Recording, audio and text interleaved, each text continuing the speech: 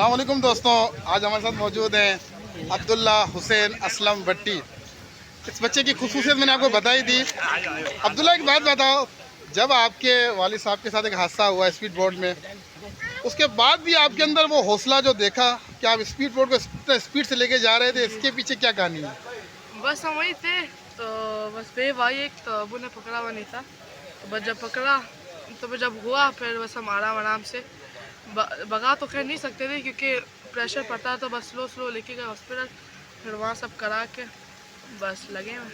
नहीं, मतलब आपके अंदर बहुत माशाल्लाह जज्बा अच्छा है। मैंने आपको जी देखा है कि आप अपने वालिद साहब के नक्शे कदम पर चलते हैं, उनको फॉलो करते हैं।